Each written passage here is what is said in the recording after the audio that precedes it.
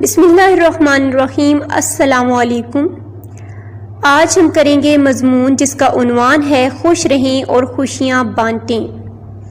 اس کے دو حصے ہیں، خوش رہیں اور خوشیاں بانٹیں۔ پہلے تو خود خوش رہیں، اور ظاہر ہے وہی انسان خوشیاں بانٹ سکتا ہے جو خود خوش رہتا ہے۔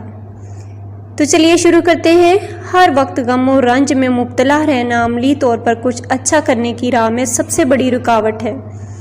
اس وقت ہم مجموعی اور انفرادی دونوں طرح سے ایک بہت ہی خطرناک عارضے میں مبتلا ہیں، اور وہ عارضہ ہے کہ ہر وقت کسی نہ کسی غم میں مبتلا رہنا۔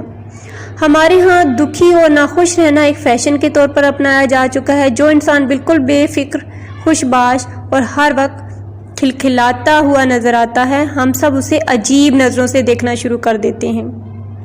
اسے بار بار یہ جتاتے ہیں کہ وہ بے حس ہے، اور جب کوئی بہت خوش ہوتا ہے تو کھل کر اپنی خوشی کا اظہار نہیں کرتا کہ کہیں اسے نظر نہ لگ جائے اور خوشی اس سے چھن نہ جائے۔ چھن جانے کے خوف کی وجہ سے وہ خوشی کی جو لذت ہے اس سے بھی خود کو محروم رکھتا ہے۔ جو جتنا اداس، غمگین اور شکستہ نظر آئے، اس کے ساتھ ہمدردی کر کے اسے اس کی اہمیت کا احساس دلایا جاتا ہے، اور وہ سمجھنے لگتا ہے کہ وہ ایک بہت ہی اچھی زندگی گزار رہا ہے۔ کسی بھی انسان کے ساتھ وقت گزاریں، وہ کسی نہ کسی بات کا رونا روتا نظر آئے گا۔ ہمارا یہ ناشکرا رویہ ہمیں عملی طور پر کبھی کچھ نہیں کرنے دے گا۔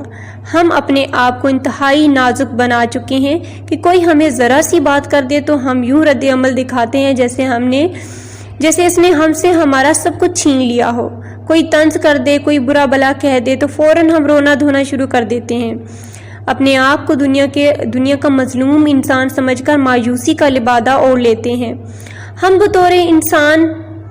بطور مسلمان اپنی اہمیت اور اپنی زندگی کے مقصد سے آگاہ ہی نہیں۔ ہمیں اپنے آپ کو بدلنے کی ضرورت ہے، اپنے رویے میں خوشی، امید اور ولولے کو بھرنے کی ضرورت ہے۔ مایوسی، احساس کمتری کو جو ہے وہ ختم کرنے کی ضرورت ہے اپنے اندر سے، تبھی ہم عملی طور پر کچھ نہ کچھ کرنے کے قابل ہو سکیں گے۔ لہٰذا ہمیں چاہیے کہ ہم خود بھی خوش رہیں اور دوسروں کو بھی خوش رکھیں، دوسروں میں خوشیاں بانٹیں، اور یہ تبھی ممکن ہوگا جب ہم خود خوش رہیں گے، تبھی ہم دوسروں کو خوش رکھ سکیں گے۔ شکریہ۔ اللہ حافظ۔